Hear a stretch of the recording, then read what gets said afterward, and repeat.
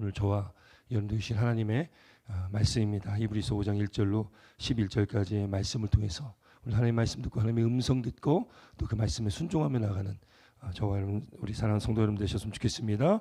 우리 제목 함께 있습니다. 제목입니다. 시작. 멜기세덱의 반차를 따르는 제사장. 멜기세덱의 반차를 따르는 제사장. 이 수요일 날 저녁에 참 피곤하고 좀 뭔가 이렇게 처질 수밖에 없는 이 오후 시간에 이렇게 히브리서 같이 딱딱한 말씀을 같이 나눈다는 게 저도 참 쉽지 않고 듣는 우리 성도님들도 쉽지 않을 거라 생각을 합니다. 그러나 하나님의 말씀은 결국 예수 그리스도에 관한 말씀이고요. 오늘 또 우리가 나누는 말씀도 예수 그리스도에 관한 말씀입니다. 성경은 예수 그리스도를 빼고서는 어떤 것도 말할 수가 없습니다. 예수 그리스도가 복음이잖아요. 예수 그리스도에 관한 모든 것이 복음입니다. 오늘 우리는 이 복음을 듣는 것입니다. 우리가 예수 그리스도 안에서 또 예수 그리스도에 관한 말씀을 들으면서 또 오늘도 주님과 함께 동행하는 삶, 또 우리에게 내일도 주어질 텐데 그 하루하루도 다 주님과 함께 동행하는 우리가 삶을 살아야 된다. 그래서 우리는 오늘도 은혜의 징검다리 수요 예배를 또 한 발짝 밟고 넘어가게 됩니다. 오늘도 저와 여러분들 가운데 하나님께서 은혜를 부어주실 줄 믿습니다. 여러분, 우리나라에 동화 작가가 있습니다. 동화 먼저 아시죠? 이렇게 그림으로 된 책들 있잖아요. 정채봉이라는 동화 작가가 처음의 마음으로 돌아가라라는 책을 썼는데 거기에 나오는 어떤 짧은 이야기인데요. 제가 이거 잠깐 읽어드립니다. 이 새 옷걸이, 세탁소에 가면은 옷걸이도 되게 많습니다. 그 옷걸이에 관한 이야기예요. 세탁소에 새 옷걸이가 갓 들어온 겁니다. 그러니까 이제 헌 옷걸이가 원래 전부터 있었던 헌 옷걸이가 이 새 옷걸이한테 이렇게 말합니다. 너는 옷걸이라는 사실을 한시도 잊으면 안 된다. 이렇게 얘기하는 거예요. 그러니까 헌 옷걸이가 막 들어온 새 옷걸이한테 얘기하는 거죠. 너는 옷걸이야. 그러니까 옷걸이라는 것을 절대 잊으면 안 된다. 그러니까 이제 새 옷걸이가 묻는 거죠. 아니 왜 옷걸이라는 것을 이렇게 강조하십니까? 그랬더니 이 헌 옷걸이가 이렇게 얘기합니다. 잠깐씩 입는 옷이 자기 신분인 양 교만해진 옷걸이들을 그동안 많이 보았기 때문이다. 이렇게 얘기하는 거예요. 몇 줄 안 되는 짧은 글인데 짧은 글에서 시사하는 바가 또 우리에게 주는 교훈이 참 많이 있는 것 같습니다. 옷걸이는 뭐예요? 옷걸이입니다. 옷걸이가 좋은 옷을 걸쳤다고 그것이 자기 옷이 될 수가 없잖아요. 그건 자기 게 아닙니다. 옷걸이는 옷걸이로 그냥 있는 것이죠. 그러니까 새 옷을 입었다고 우쭐댈 필요가 없는 거고 헌 옷을 입었다고 마음에 낙심할 필요도 없는 거예요. 옷걸이는 옷걸이로서 있으면 되는 거죠. 여러분, 마찬가지로 여러분, 우리는 하나님의 백성입니다. 할렐루야. 우리는 하나님의 백성이고 하나님의 자녀예요. 여러분, 그러면 뭐가 더 필요하겠습니까? 우리는 하나님의 백성으로서 자녀로서의 그 정체성을 갖고 살면 될 줄 믿습니다. 그래서 우리는 세상을 부러울 필요가 없는 거예요. 많이 가진 사람들 부러울 필요가 없습니다. 또 여러분, 우리가 적게 가졌다고 해도 여러분 우리가 속상할 필요도 없다라는 거예요. 우리는 이미 복받은 자들입니다. 이미 우리는 하나님의 복을 우리는 받은 자들이에요. 아멘이십니까? 그럼 여러분, 그 믿음과 고백이 있다면 여러분, 우리는 지금의 이 상태에서 지금 우리가 하나님의 백성 되고 자녀된 저와 여러분들이 아쉬울 게 없고요. 감사가 넘치고 기쁨이 넘쳐야 된다는 거죠. 그렇죠? 그렇죠? 맞습니까? 그 표정들은 이렇게 별로 호응을 안 하고 공감을 안 하신 것 같은데 여러분, 우리가 꼭 그걸 믿어야 됩니다. 나는 옷걸이다라는 말처럼 나는 하나님의 백성이다. 하나님의 자녀다. 여러분, 우리가 히브리서의 말씀을 나누고 있죠. 예수 그리스도가 누구신가? 예수 그리스도는 어떤 분인가에 대한 말씀을 계속 나누고 있습니다. 그래서 지금껏 예수님에 대해서 그 당시에 유대인들이 가지고 있었던 그 생각들 속에 또 구약의 이 율법 안에 가지고 있었던 그 많은 생각들, 또 천사에 관해서 또 모세에 관해서 뭐 안식일에 대한 말씀도 좀 나눴고요.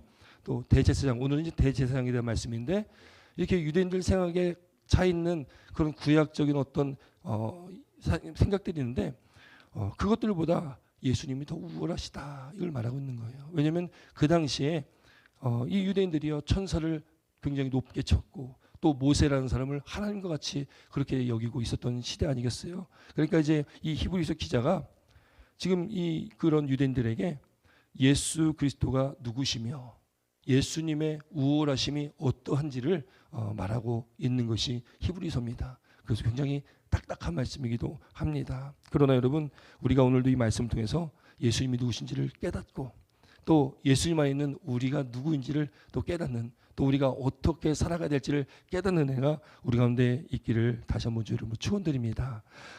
여러분, 오늘 히브리서 4장 사실 14절부터 우리 지난주에 말씀이었는데 14절부터 7장 28절까지는 예수님께서 이 레위 지파 출신들이 제사장을 하는데 그 제사장보다 더 뛰어난, 또 레위 지파 중에서도 아론의 자손에서 또 대제사장이 나왔는데 그 대제사장들보다 더 뛰어난 대제사장이신 예수님에 대해서 계속 말씀을 할 거예요. 지난주도 말씀을 잠깐 했지만 오늘도 그 말씀을 하고 있는 겁니다. 예수님이 아론 지파에 있었던 어떤 제사장보다 더 우월하신 분이다라는 것을 말씀하고 있는 거예요. 특별히 오늘 본문 5장 1절부터 오늘 읽은 11절, 10절까지 말씀에는 정말 예수님께서 대제사장이심, 또 예수님의 그 제사장이 이 세상에 있었던 많은 그 다른 대제사장보다 더 우월하시다는 것을 가장 잘 설명하고 있는 부분이기도 합니다.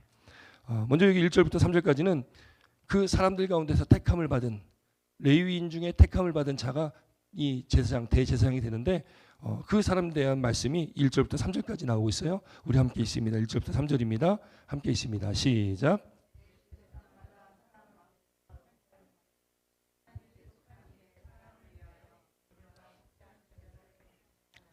그는 무식하고 미혹된 자를 능히 용납할 수 있는 것, 자기도 연약에 휩싸여 있습니다. 그러므로 백성들 위하여 속죄제를 드림과 같이 또한 자기를 위하여도 드리는 것이 마땅하니라. 아멘. 여기 1절부터 3절까지 나오는 이 사람들은 누구냐면 아론의 후손의 대제사장들입니다. 아론의 후손, 그러니까 인간이었던 아론의 후손의 대제사장들에 대한 말씀이에요. 모두 이 사람들이 하나님의 명령을 따라서 사람들 중에서 하나님께서 택하신 자들이라는 것을 말씀을 하고 있다는 거예요.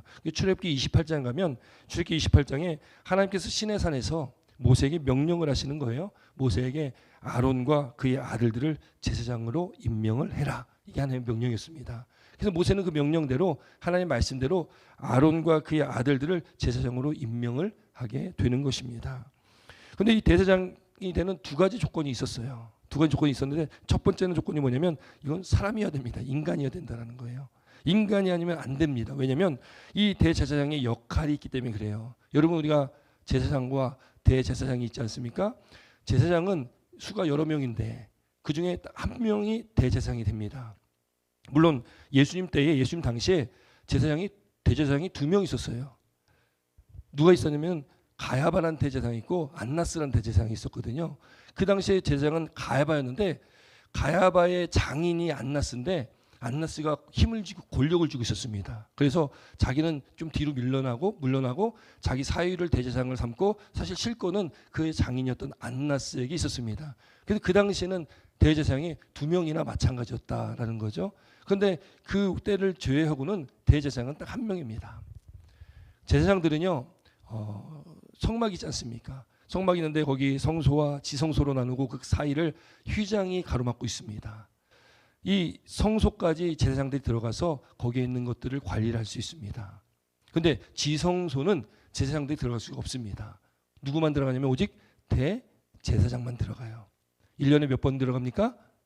1년에 몇 번이요? 한 번 들어갑니다. 한 번. 혹시 언제 들어가는 줄 아십니까? 대속죄일. 대속죄일에 1년에 딱 한 번 대제사장이 지성소로 들어가서 거기서 하나님의 말씀을 듣는 거예요. 거기 안에 들어가면 뭐가 있습니까? 지성소 안에 들어가면 뭐가 있어요? 뭐가 있어요? 법궤 있죠. 법궤 위에 두 그룹이 날개를 펴고 맞대고 있는데 거기를 뭐라고 합니까? 시온좌. 이 정도는 좀 우리가 좀 외우고 있어야 되는데 이거 자주 가끔 이렇게 말씀드리는데 안 외우시네요. 예, 이거 좀 외우시면 좋습니다. 그 시온좌에 하나님이 좌정하시는 거예요. 거기 임재하십니다. 그러면 대제사장이 1년에 딱 한 번 가서요. 거기서 속죄제를 드리는 거예요. 모든 백성들의 죄를 가지고 가서 거기서 그 죄를 하나님께 제사를 드리는 일을 하는 것이죠. 그래서 이 대제사장은 구약 시대에 하나님과 죄 지은 인간 사이에 이 대제사장이라는 사람이 중간 다리 역할을 했던 겁니다. 대제사장의 역할이요. 그 중간 다리에서 역할을 하기 위해서 그 대제사장은 하나님 앞에서 인간의 입장을 대변을 해야 되잖아요. 그러니까 반드시 인간해야 되는 거죠. 물론 뭐 대제사장이 인간이 아닌데 대제사장을 시킬 수는 없는 거겠죠. 근데 분명한 것은 사람이야지 인간의 입장을 대변할 수 있는 사람 중에 택한 자가 되는 겁니다. 그래서 대제사장이 되는 첫 번째가 조건이 바로 인간이어야 된다, 사람이어야 된다. 결국 이 말씀이 뭘 의미하냐면 결국 우리의 대제사장 대신, 우리가 지난주에 말씀 나눴는데 큰 대제사장이신 예수님께서 그래서 완전한 인간으로 오신 겁니다. 그래서 완전한 인간으로 오신 거예요. 그분은 하나님이십니다. 하나님의 아들이시지만 하나님이시잖아요. 신이잖아요. 완전한 신임에도 그분이 완전한 인간으로 오신 거예요. 왜요? 지금까지 설명드린 것처럼 대제사장은 누구여야 된다고요? 사람이어야 되는 거예요. 인간이어야 됩니다. 그래야지 인간과 하나님 사이에서 중보자, 중재라는 그 중간다리 역할을 할 수가 있는 겁니다. 그래서 예수님이 성육신 하셨다라는 거예요. 이거 꼭 기억하시기를 부탁드립니다. 또 두 번째 조건이 있어요. 두 번째 조건, 대제사장이 되는 두 번째 조건은 하나님의 부르심을 입어야 됩니다. 내가 하고 싶다고 하는 게 아닙니다. 아까 말씀드렸듯이 시내산에서 모세에게 하나님께서 명령하신 거예요. 너 아론과 그의 아들들을 제사장 삼아라. 제사장을 세워라. 이거 하나님의 명령입니다. 하나님 명령 가운데 하나님께서 부르신 자를, 그래서 오늘 1절에 택한 자라는 게 나오는 거예요. 택한 자라는 표현, 이 원문을 보면은 이게 수동태인데요. 수동태는 뭐예요? 내 의지로 하는 것이 아닙니다. 내 의지로 하는 것이 아니라는 거예요. 수동태는. 그러니까 내가 아닌 누군가의 힘에 의해서 이게 되는 겁니다. 결국 대제사장이 되는 것은 그 택하신 주체가 있다라는 거예요. 내가 하고 싶다고 내가 자원해서 제가 하겠습니다. 이게 아니에요. 제사장들 중에서 누구 한 명 스스로 뽑혀가지고 뭐 자기가 하겠습니다. 이게 아니라 하나님께서 택하신 자가, 그 택하시는 주체가 하나님이셔야 된다는 거예요. 그 하나님이 택한 자가 대제사장이 된다는 겁니다. 하나님의 선택이 있어야 된다는 거예요. 그래서 이 제사를 드리는 일은 하나님께서 뽑으신 그 레위 자손 중에서, 또 특별히 이 아론의 자손 중에서 이 제사장 직분을 감당하게 했다라는 거죠. 그건 하나님의 명령이었습니다. 이거는 어길 수가 없는 겁니다. 여러분, 이처럼요, 대제사장이라는 것은 하나님의 선택이 있어야 되는 거예요. 하나님의 선택. 마찬가지로 여러분, 구약의 대제사장이 있었는데 그 대제사장이 예표하는 게 있어요. 구약의 대제사장은 앞으로 오실 예수님, 그러니까 2000년 전에 오신 예수님이겠죠. 신약 시대에 오신 그 예수님께서 대제사장으로 이 땅에 오시는데, 예수님 역시 하나님께서 예수님을 이 땅으로 보내신 거예요. 하나님께서 이 땅에 보내신 겁니다. 그러니까 하나님께서 예수님, 하나님의 아들을 이 땅에 선택해서 이 땅에 보내셨다라는 거예요. 그 예수님이 이 땅에 우리의 대제사장이 되셨다. 하나님의 보내심을 받았다. 그 예수님께서 이 땅에 오신 일들, 하신 일들 보면은 아버지의 뜻대로 하시잖아요. 아버지의 뜻대로 하십니다. 내 뜻이 아니라 아버지의 뜻대로 하셨다라는 거예요. 그 예수님께서 완전한 사람으로 이 땅에 오셨고, 또 이 땅에 오셔서 완전한 사람으로 모든 고난을 다 겪은 이유가 분명하게 드러난다라는 거죠. 여러분, 우리도요, 누군가를 진심으로 우리가 이해하기 위해서는요, 예를 들어서요, 아픈 사람을 이해하기 위해서는요, 똑같이 아파본 사람이 그 아픈 사람을 이해를 할 수가 있습니다. 공감할 수가 있는 거죠. 마찬가지로요, 여러분, 누군가 다른 사람을 진심으로 이해하기 위해서는 그래도 그 사람의 입장이 돼봐야 되잖아요. 그 사람의 입장이 돼봐야지, 그 사람의 아픔이 뭔지를 나도 좀 느껴봐야지 그 사람의 입장을 이해할 수 있는 거 아니겠습니까? 여러분, 마찬가지입니다. 예수님이 이 땅에 오셔서 우리가 똑같은 성정, 똑같은 인간의 몸을 입고 오셔서 그 모든 고난과 고통을, 인간의 고뇌와 절망, 아픔, 고독을 다 느껴보셨기 때문에 주님께서 우리의 위로자가 되신다는 거예요. 왜? 예수님께 다 겪으셨기 때문에. 아니, 우리가 겪는 것보다 비교할 수 없는 그 아픔과 고통을 예수님이 다 겪으셨기 때문에 주님만이 우리의 위로자가 되신다는 겁니다. 할렐루야. 여러분, 그래서 여러분, 사람은요, 인간은 어떤 대상이라고요? 의지의 대상이다 아니다? 의지의 대상이 아니죠. 인간은 의지의 대상이 아닙니다. 인간은 사랑의 대상이다. 인간은 사랑의 대상입니다. 인간을 의지해봐야 여러분 의지하면 어떻게 됩니까? 나중에 실망하게 되거든요. 그렇지 않습니까? 아무리 가깝고 아무리 나를 잘한다고 해도 때때로 실망할 수 있는 게 인간의 관계잖아요. 그렇기 때문에 여러분 우리가 의지할 대상은 인간이 아니라 누구예요? 오직 예수 그리스도가 우리의 의지의 대상입니다. 그래서 그러면 우리는 하나님을 의지하며 살아야 됩니다. 오직 예수님만을 우리는 의지하며 살아야 된다는 거예요. 예수님께서 우리를 위로하여 주십니다. 예수님이 우리 위로자가 되신다는 거예요. 그러면 여러분 우리 삶에 어려운 것, 우리 삶에 고통이 있다면, 우리 삶에 절망적인 일이 있다면 여러분 다른데 그걸 토로하지 마시고 주님 앞에 나오시기 바랍니다. 예수님께 기도하시기 바랍니다. 주님만이 우리를 위로하실 수 있는 분이심을 믿고 여러분 기도하면 여러분 그 참 평안함을 누가 주시는 거예요? 예수님께서 주신다라고 하지 않습니까? 세상이 줄 수 없는 참 평안함을 주님께서 주신대요. 그러니까 여러분 우리는 예수님 앞에 나오셔서 우리가 기도하시고 주님의 뜻을 구하시고 주님의 은혜를 구하셔서 주님의 위로를 받는 저와 여러분들 되셨으면 좋겠습니다. 또 그 위로가 오늘 저와 여러분들 가운데 있었으면 좋겠습니다. 여러분 2절에 이렇게 말씀합니다. 2절 말씀하겠습니다. 2절입니다. 시작.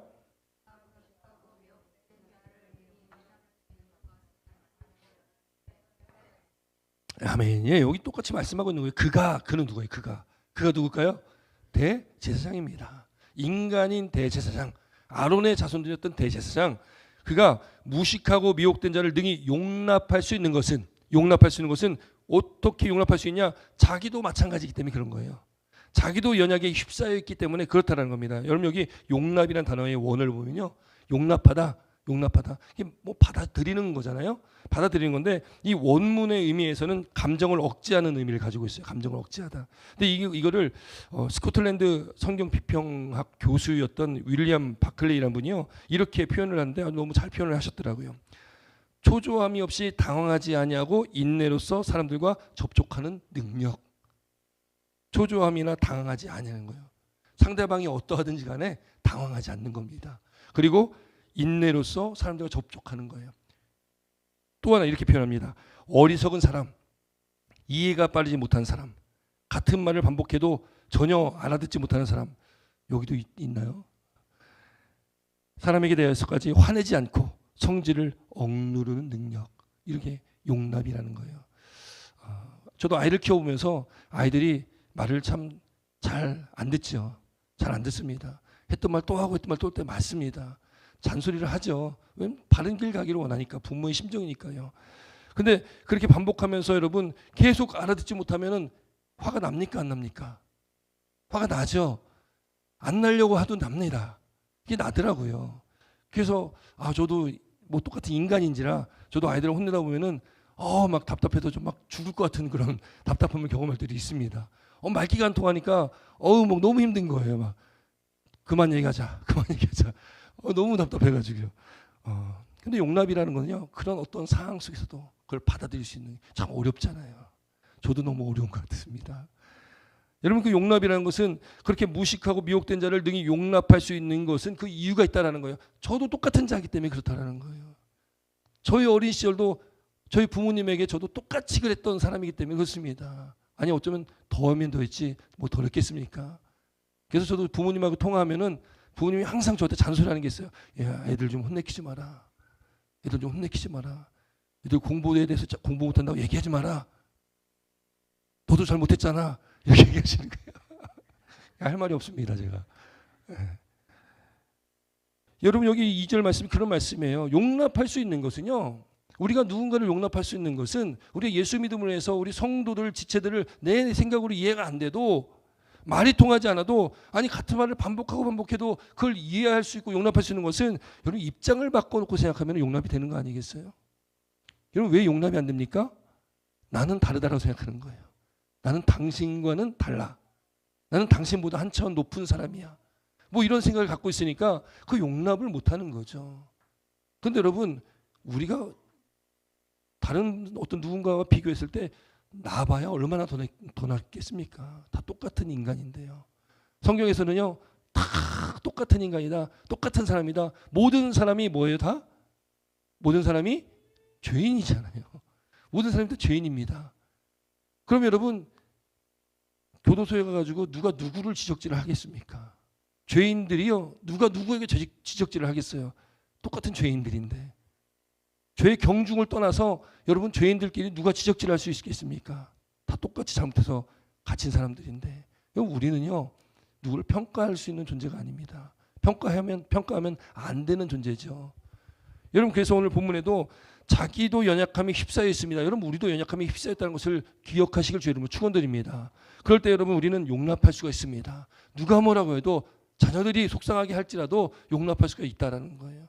누군가가 내 말을 알아듣지 못하고 그렇게 이해하지 못하고 어리석게 그렇게 행동한다 할지라도 그걸 받아들일 수 있는 용납할 수 있는 마음, 그 마음이 있는 우리는 우리의 연약함을 발견해야 됩니다. 남의 눈에 있는 티는 보면서 내 눈에 있는 들보, 그 엄청난 이 지붕을 바치고 있는 나무 구조물이 내 눈에 있는데도 그걸 보지 못하고 남의 눈에 있는 눈에 보이지 않는 그 먼지 같은 티를 보고 지적하는 게 어쩌면 우리 인생, 우리 삶일 수 있습니다. 여러분 그렇게 하면 안 된다는 거예요. 지금 여기 나온 2절의 말씀은 대제사장은 이런 사람이어야 된다는 것을 말씀하고 있는데 여러분 베드로전서 2장에 보면 여러분 우리가 뭐예요? 우리가 왕 같은 제사장이라고 얘기하잖아요. 우리가 제사장들입니다. 우리가 이 시대에 우리는 하나님의 제사장으로서 삶을 살고 있는 거예요. 왕 같은 제사장으로 하나님의 택하심과 부르심을 받고 우리는 살아가고 있습니다. 그러니까 이 말씀이 그때 그 대제사장들에게 주신 말씀이 아니라 오늘 저와 여러분들에게 동일하게 주시는 하나님의 말씀이라는 것을 믿으시기 바랍니다. 우리가 그렇게 삶을 살아가야 된다는 거예요. 이것이 당시 제사장에게 요구됐던 인격적 자질이었습니다. 우리가 깨달아야 됩니다. 나도 똑같이 연약한 존재구나. 여러분 이 대제사장은요. 하나님께 속한 일에 하나님 사람을 위해서 그렇게 제사를 드린 일을 하는 택함 받은 자였습니다. 그게 1절의 말씀이죠. 그래서 하나님께서 그 일들을 위해서 그 사람 중에서 임명을 하시는 거예요. 하나님 택하시는 겁니다. 사람을 위하여 일하시도록 하나님께서 임명을 한 거예요. 사람을 위해서. 그래서 이 대제사장은요. 죄인이 하나님 앞에 나아갈 수 없기 때문에 그 사람과 하나님과의 그 사이에서 이 사람들, 죄진 사람들을 위해서 영적인 유익을 제공하는 겁니다. 그들의 죄를 회개하지 사하지 않으면 안 되잖아요. 구약에는 동물을 잡아서 제사를 드렸지 않습니까? 근데 그 과정이 없으면 안 되잖아요. 그러니까 이 제사장들이 또 대제사장이 그 중간에서 그 일들을 하고 있는 거예요. 위임받아서. 하나님께서 그 일들을 하게끔 그들을 택하시고 그들을 세워주셨다는 겁니다. 또 4절에도 동일하게 말씀하고 있는데요. 4절 말씀도 먼저 읽겠습니다. 4절입니다. 4절 함께 있습니다. 시작. 이 존귀는 아무도 스스로 취하지 못하고 오직 아론과 같이 하나님의 부르심을 받은 자라야 할 것이니라. 아멘. 이 존귀라고 되어 있는데 원문은 존귀한 자리 이런 의미거든요. 존귀한 자리는 자기가 스스로 취할 수 있는 게 아니다. 이거는 아론처럼 하나님의 부르심을 받은 자만 할 수 있는 거다. 이걸 말씀하고 있는 거예요. 그러므로 여러분 저와 여러분들도 하나님께서 부르셨다는 것을 기억하시기 바랍니다. 우리도 하나님 택하셨다는 것을 믿으시길 주의 이름으로 축원드립니다. 우리도 그런 존재라는 거예요. 근데 여러분 이 인간인 대제사장 그렇게 그 많은 사람들 대표해서 하나님 앞에 나아가는 그 대제사장이지만 여러분 그도 또한 인간이잖아요. 그도 연약한 자잖아요. 그러니까 여러분 3절에 뭐라고 기록되냐면 3절에 이렇게 기록됩니다. 3절 함께 있습니다. 3절 시작. 그러므로 백성을 위하여 속죄제를 드림과 같이 또한 자신을 위하여도 드리는 것이 마땅하니라. 아멘. 백성들 위해서 속죄제를 드리는데 마찬가지로 자신을 위해서 드려야 되는 존재인 거예요. 대제사장이 됐다고 그가 아무 흠이 없는 게 아니잖아요. 똑같은 인간입니다. 우리랑 똑같은 자들이에요. 그러다 보니까 자신을 위해서도 속죄제를 드릴 필요가 있어요. 그래서 이게 완전하지가 않은 겁니다. 그래서 여러분 예수님께서 이 땅에 큰 대제사장으로 오신 것은 그분은 어떤 분이시기 때문에 그렇습니까? 그분은 흠이 없는 분입니다. 그분은 죄가 없는 분이에요. 그렇기 때문에 예수님께서는 자신을 위해 속죄제를 드릴 필요가 있어요, 없어요? 없는 거죠. 없는 거죠.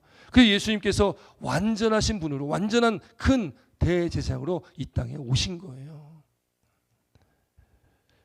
그래서 예수님께서 하나님과 인간 사이에 다리를, 중보의 역할을 예수님이 감당해 주신 것입니다. 그렇게 예수님께서 이 땅에 오셔서 그렇게 우리를 위해서, 저와 여러분들을 위해서 하나님께 흠없는 예수님 자신의 몸을 드렸습니다. 예수님께서 저와 여러분들 대신해서 십자가에 달려 죽으심을 통해서 제물이 되셔서 화목제물 되시고 그리고 희생제물 되셔서 여러분 우리를 구원해 주셨다라는 거죠. 단번에 예수님께서 속죄제물로 그렇게 예수님 자신을 우리 대신해서 죽으심을 통해서 우리가 하나님 앞에 나아갈 수가 있게 됐습니다.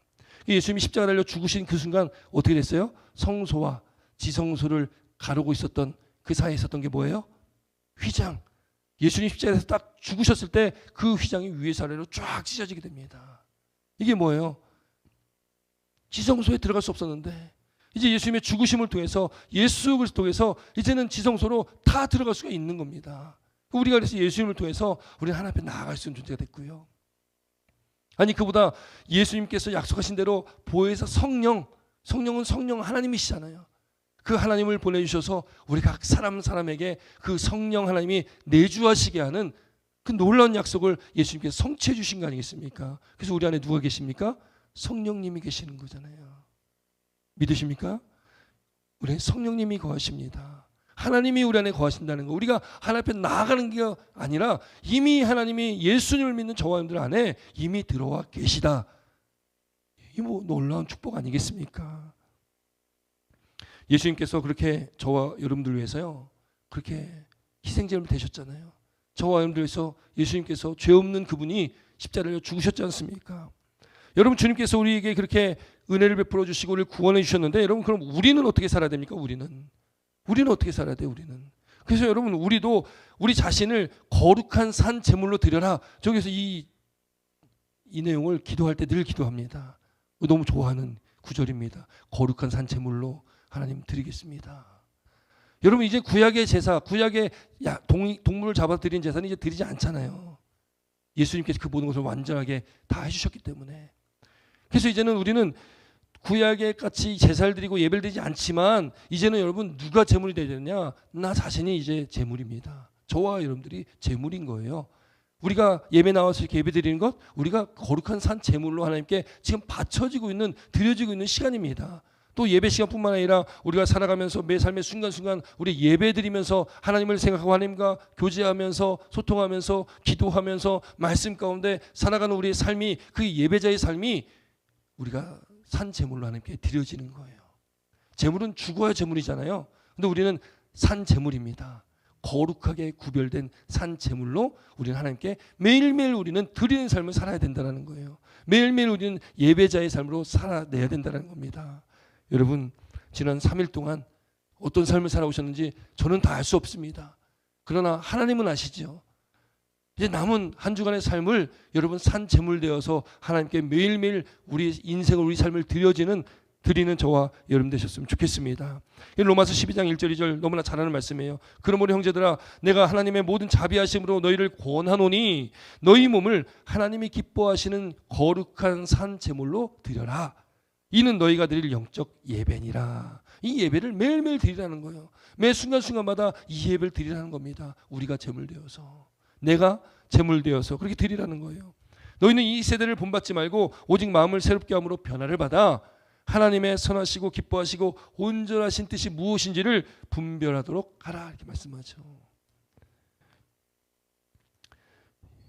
여러분 우리가 그렇게 하나님 기뻐 받아주시는 거룩한 산 제물로 나아가시기를 주의 이름으로 축원드립니다. 여러분 그것이 하나님께서 우리를 기뻐 받아주시는 것이고 우리를 통해서 하나님께서 하나님의 은혜를 더 부어주실 줄 믿습니다. 여러분 그렇게 예수님께서요 죄가 없으신 그분이 속죄 제물로 그렇게 자기 자신을 드렸습니다. 저와 여러분들 위해서요. 그래서 여러분 이게 아론의 제사장들, 인간이었던 아론의 제사장들과의 차이점이에요. 아론의 제사장들은 자기를 위해서 속죄제물을 잡아주게 되지만 그러나 예수님은 자기를 위한 속죄제물을 바칠 필요가 없어요. 자기를 위한 속죄제물은 바칠 필요가 없는 거죠. 예수님 죄가 없으시니까요. 그러니까 아론의 제사장들과 예수님과는 비교할 가치가 없는 거예요. 예수님은 죄가 없는 분이시고, 예수님은 이 땅에 우리를 위해서 오신 하나님의 아들이시고, 그분은 하나님이시기 때문에, 흠이 없는 분이기 때문에 자기를 위해서 제사를 드려야만 하는 아론의 제사장들과는 이건 레벨이 다른 거죠. 그래서 이 아론의 후손의 그 제사장들, 또 제사는 결국 이 땅에 오신 예수님을 예표하는 그 그림자에 불과한 겁니다. 그래서 예수님께 이 땅에 오셔서 참 제사, 완전한 제사를 단번에 드려주신 거예요.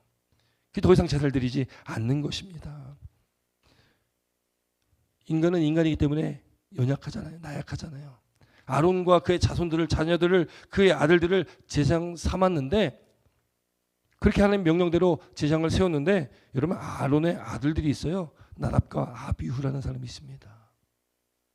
나답과 아비후가요, 여호와께서, 하나님께서 명령하지 아니한 다른 불로 제사를 드립니다.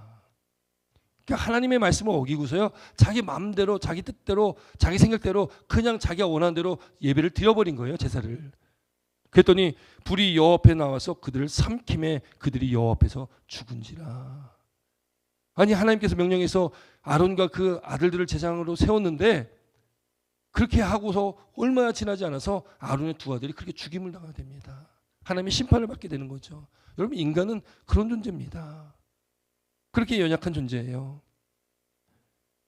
그래서 인간은 연약하기 때문에 자기를 위해서 속죄제를 드려야 될 수밖에 없는 것이 바로 인간입니다. 아무리 대제사장이라 할지라도 자기를 위해서 속죄제를 드려야 될 수밖에 없는 그런 존재가 인간이라는 거예요. 우리라는 겁니다. 여러분, 속죄제라는 이 하마르티아라는 단어인데요, 이 하마르티아라는 단어는 그냥 모든 죄, 모든 잘못해서 조그만 것부터 큰 죄에 이르기까지 모든 그릇된 행위들, 모든 죄를 다 포함한 게 이 하마르티아라는 단어예요. 그 죄가 어떤 건 가볍고 어떤 건 중하고 어떤 건 작은 죄고 어떤 큰 죄가 있을 거 아니에요. 그러나 여러분, 하나님 앞에는 그냥 죄입니다. 작고 크고 그렇게 하나님 앞에는 없는 거예요. 하나님, 나 좀 조그만 죄 졌는데, 큰 죄 졌는데, 여러분, 하나님 앞에는 모든 죄는 죄입니다. 여러분, 비행기를 타고서 높이 올라가서 밑에를 보신 적 있습니까? 밑에를 보시면요, 아무리 높다한 빌딩이든지 산이든지 여러분, 그게 높이가 가늠이 됩니까? 높이 위에 올라와서 쳐다보면요, 그냥 평평한 것처럼 보이잖아요. 아무리 우리가 땅에서 봤을 때는 그렇게 높아 보이는데, 다 크게 달라 보이는데, 여러분, 높이 올라가면요, 그냥 평평해 보이는 겁니다. 하나님이 위에서 보시면 하나님께서 우리를 보시는데, 여러분, 그냥 평평한 거예요. 우리는 그냥 다 죄인입니다. 조금의 죄를 졌든지 큰 죄를 졌든지 우리는 그냥 다 죄인입니다. 그걸 그냥 우리는 인정을 하는 거죠. 하나님 정하신 율법, 하나님의 말씀이 있습니다. 하나님의 기준이 있어요. 그 기준에 어긋나면 죄를 짓는 거예요. 그 죄를 짓다라는 그 원어의 의미가 활시를 담겨서 화살을 팍 쐈는데 그 화살이 날아가서 관역에다 꽂혀야 되는데 관역에 맞지 않고 관역을 빗나가는 게 죄를 짓다라는 의미거든요. 가야 될 방향이 있는데 그 가야 될 방향으로 안 가면 그게 죄입니다. 기준이 있어요. 하나님의 말씀의 기준이 있습니다. 그 기준을 따르지 않으면 좌로나 우로나 치우치면 다른 길로 가면 그게 죄라는 거예요. 그래서 속죄제를 드려야 된다는 거죠. 드릴 수밖에 없는 게 인간이라는 것입니다. 그래서 여러분, 오늘 본문에 히브리서 기자는요, 1절부터 4절까지는 대제사장의 자격, 인간으로서의 대제사장의 자격을 기록했다면 5절부터 6절에는 그리스도의 그 말씀을 적용을 합니다. 5절 6절 함께 있습니다. 5절 6절, 5절 6절입니다. 함께 있습니다. 5절 6절 시작. 또한 이와 같이 오직 말씀하시니가 그에게 이르시되 너는 내 아들이니 내가 오늘 너를 낳았다 하셨고, 또한 이같이 다른 데서 말씀하시되 내가 영원히 멜기세덱의 반차를 따르는 제사장이라 하였느니라. 아멘. 여러분, 여기 구약의 말씀을 인용합니다. 그래서 이 히브리서의 기자가 누군지는 모르는데 구약의 말씀을 굉장히 많이 인용을 하거든요. 그래서 구약의 말씀에 능통한 자다, 이렇게 이야기를 하는 거예요. 구약을 잘 아는 어떤 사람이기 때문에 이 말씀을, 이게 구약의 말씀을 가지고 와가지고 이렇게 설명을 하고 있구나라는 것을 우리는 알 수 있다는 거죠. 시편 2편 7절 말씀을 인용하시면서 뭐라고 말씀하시냐면 너는 내 아들이니 내가 오늘 너를 낳았다. 이게 시편 2편 7절의 말씀이에요. 결국 여러분 예수님께서 대제사장 되심도 아론의 제사장됨이 또 아론의 아들들이 제사장됨이 이게 그들의 자의적 어떤 뜻이 아니라 하나님이 택하시고 그들을 세우셨던 것처럼 예수님께서 대제사장 되심도 스스로 영광을 취하심이 아니라는 거예요. 예수님께서 하나님 아들이시잖아요. 그럼 아버지 이렇게 할 수 있지 않습니까? 아버지 내가 내려가서 내가 이렇게 하겠습니다. 이게 아니라 하나님의 뜻대로 스스로 영광 취함이 아니라 오직 말씀하신 이가 누구예요? 하나님 아버지잖아요. 하나님 아버지가 그에게 이르시되 하나님의 말씀하신 대로 예수님도 그 아버지 뜻대로 이 땅에서 행하신 분이 바로 예수님이십니다. 너는 내 아들이 내가 오늘 너를 낳았다. 또한 이같이 다른 데서도 말씀하시는데 이제 시편 110편 4절인데요. 여기 내가 영원히 멜기세덱의 반차를 따르는 제사장이다 이렇게 말씀하고 있어요. 여러분 이 멜기세덱이라는 이 인물이 이제 이후에도 또 나오거든요. 근데 이 멜기세덱을 뜻하는 그 의미가 의의 왕입니다. 여러분 이 멜기세덱이 처음 등장한 거는 창세기 14장에 등장합니다. 창세기 14장 18절부터 20절까지 말씀인데 거기 어떤 내용의 말씀이 있냐면 우리가 잘 아는 소돔과 고모라 있지 않습니까? 소돔과 고모라. 아브라함의 조카 롯이 아브라함도 하나님께서 복을 주시니까 그 같이 있었던 조카 롯도 복을 많이 받잖아요. 그러니까 이제 자기가 가지고 있는 것이 너무 많습니다. 아브라함 가지고 있는 재산도 너무 많고 롯이 가지고 있는 것도 너무 많으니까 아브라함이 한때 그러지 않습니까? 네가 먼저 갈 곳을 택해라. 내가 좌하면 내가 우할 거고 네가 우하면 내가 좌할게. 그러니까 이 롯이요 눈을 들어 보고서 선택한 곳이 소알 땅이라는 곳이었는데 이 소알 땅은 물이 넉넉했고 소알 땅을 바라보니까 애굽과 같아 보였습니다. 너무나 좋아 보였던 거예요. 애굽은 그 당시 가장 번화했던 도시거든요. 가장 큰 도시입니다. 그러니까 애굽 땅과 같이 번화하고 번성하고 아주 먹고 살기 좋은 결국 거기가 의미하는 게 뭐겠습니까? 세상을 의미하는 거거든요. 그러니까 이 롯은 눈을 들어서 세상을 향하여 나갔습니다. 아브라함은 아브라함대로 갔는데 아브라함은 갈 바를 알지 못하고 하나님이 가라 하시는 곳으로 갔거든요. 그렇게 그가 롯이 갔던 그곳이 결국 거기가 어디냐면 소돔과 고모라입니다. 근데 그 소돔과 고모라에 거주하고 있었을 때에 그때 주변에 있는 나라의 왕들이 연합을 해가지고 이 유브라데 강이 있는데 동편과 서편에 있는 왕들이 연합을 해서 전쟁을 치르게 됩니다. 그때 동편에 있던 네 왕이 이기게 되면서 이 롯이 살던 소돔과 고모라의 왕들이 전쟁이 지게 됩니다. 그러면서 롯이 다 잡혀가는 거예요. 동편에 있었던 네 왕들에게 롯의 가족도 롯의 재물도 모든 것도 다 잡혀가 다 끌려갑니다. 근데 그 소식이 아브라함에게 들려지는 거예요. 그러니까 아브라함이 집에서 훈련하던 그런 사람들이 있었어요. 318명이 있었는데 그 318명을 데리고서 가가지고 그걸 다 되찾아옵니다.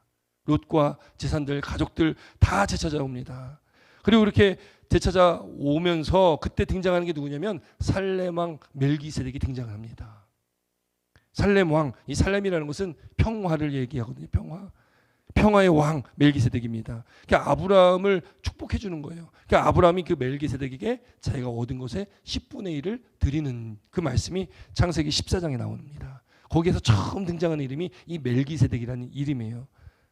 이 살렘 왕 멜기세덱 그는 지극히 높으신 하나님의 제사장이었더라 이렇게 표현합니다.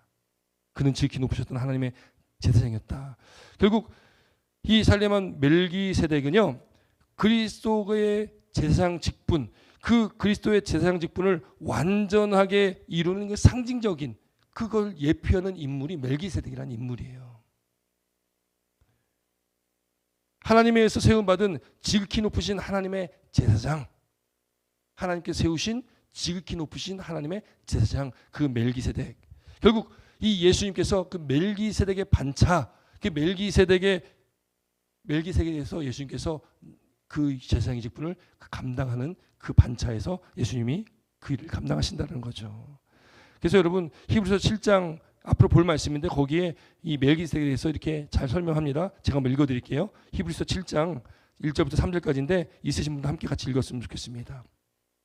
히브리서 7장 1절로 3절입니다. 우리 함께 읽겠습니다. 시작. 이 멜기세덱은 살렘 왕이요 지극히 높으신 하나님의 제사장이라. 여러 왕을 쳐서 죽이고 돌아오는 아브람을 만나 복을 빈 자라. 아브람이 모든 것의 10분의 1을 그에게 나누어 주리라.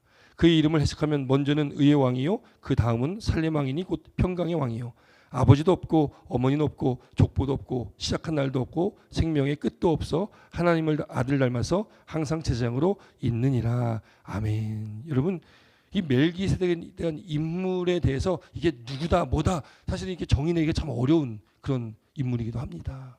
그러나 지극히 높으신 하나님이 세우신 제사장이다 라고 나타내고 있어요. 또 하나님의 아들과 닮아서 항상 제사장으로 있고 그 반차는 계열, 계통을 말합니다. 그 반차에서 예수님께서 그 영원한 대제사장의 직분을 감당하시게 된다는 것을 말씀하고 있는 거예요.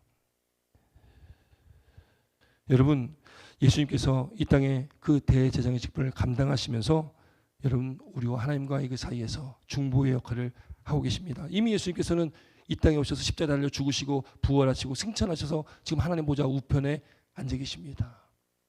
그러나 그 하나님 나라에 승천하신 이후에 여러분 주님께서 우리를 위해서 하시는 게 무엇이겠습니까? 우리가 기도하면 여러분 우리의 연약함 가운데 우리 기도하면 여러분 그 기도를 들으시는 분이 누구예요? 예수님이 들으시고요. 예수님께서 우리 위로자가 되시고 그분이 우리 가운데 우리를 위로하시고 또 우리에게 그 은혜를 더하여 주십니다. 그러면 여러분 예수님만이 완전한 대제사장임을 우리가 믿고 또 주님의 말씀에 합당한 믿음의 삶으로 그 주님만을 의지하며 나아가는 저와 여러분 되시길 주님으로 축원드립니다. 예수님 이 땅에 대제사장 되신 것 그것도 하나님의 뜻이었고 또 7절부터 10절까지 쭉 말씀을 보면은 예수님께서 겟세마니에서 기도하셨던 말씀들이 쭉 나오거든요. 심한 통곡과 눈물로 간구와 손을 올렸고 하나님께서 그걸 들으셨고 그가 아들이면서도 받으신 고난으로 순종함을 배워서 온전하게 되셨은즉 9절 말씀 함께 있습니다. 9절입니다. 9절 함께 있습니다. 시작. 온전하게 되셨은즉 자기에게 순종하는 모든 자에게 영원한 구원의 근원이 되시고. 아멘. 여러분 자기에게 순종하는 모든 자 누구겠습니까? 주님의 말씀을 따라 그 말씀에 순종하는 모든 자의 영원한 구원의 근원이 되신다라는 거예요. 누가요? 예수님께서요. 예수님께서. 여러분 그러므로 우리가 주의 말씀에 순종하며 나가는 저와 여러분 되시길 주의 이름으로 축원드립니다. 예수님께서도 이 땅에 오셔서 겟세마네 기도를 우리가 기억하듯이 그렇게 예수님께서 힘쓰고 해서 간절히 기도할 때 예수님 땀이 땅에 떨어지는 핏방울과 같이 됐다라고 말씀합니다. 예수님도 인간의 몸을 입고 오셨기 때문에 그 십자가의 고통이 얼마나 큰 고통인지를 알고 계셨기 때문에 예수님께서 하나님께 간절히 기도하시잖아요. 할 수만 있다면 아버지께서 이 잔을 내게서 지나가게 해주시옵소서. 그러나 예수님 그 다음에 뭐라고 기도하십니까? 그러나 내 원대로 마시고 아버지의 원대로 되기를 원하나이다 이렇게 말씀하시고 기도하셨습니다. 이렇게 예수님께서요 그 기도를 3번이나 반복해서 기도하신 거예요. 3번이라는 숫자는 완전 숫자잖아요. 그래서 예수님의 기도가 완전한 기도가 되는 겁니다. 그렇게 예수님께서 아버지의 뜻이 이루어지기를 원합니다라는 기도 때문에 예수님은 그 대속의 십자가의 죽음으로 그 뜻을 이룬 겁니다. 또 죽음에서 건져달라는 기도를 통해서 예수님께서 어떤 응답을 예수님 받으시는 거예요? 예수님이 죽음 가운데 그 죽음을 이기시고 부활하시게 되는 거죠. 하나님께서 예수님 기도하신 것들을 다 들으시고 응답해 주신 거예요. 그러면 여러분 예수님의 간구와 소원을 하나님께서 들으셨듯이 여러분 우리의 기도도 주님이 들으신다는 것을 믿으시기 바랍니다. 우리가 하나님 앞에 주님 앞에 간절히 기도하면 우리가 간구와 소원으로 그렇게 우리가 간절히 부르짖고 기도하면 주님이 우리 기도 들으시는 거예요. 그리고 그 주님을 믿고 주님을 의지하며 나아가는 저와 여러분들의 모든 삶 속에 여러분 믿는 자들에게 예수님을 믿는 모든 자들에게 영원한 구원의 구원을 우리에게 주신 거 아니겠습니까? 우리가 그 놀라운 은혜를 누리며 우리가 살아가고 있다는 것이죠. 여러분 오늘도 우리가 그 주님을 바라보고 나아갑니다. 오늘 이 수요예배 또 이 남은 한 주간의 삶을 살아갈 때에 길이요 진리요 생명이신 주님만을 바라보시고 예수 그리스도를 붙들고 주님만을 의지하시며 나가는 저와 여러분들 되셨으면 좋겠습니다. 오늘도 저와 여러분들 위해서 주님께서 우리를 위해서 중보하며 기도하고 계실 거예요.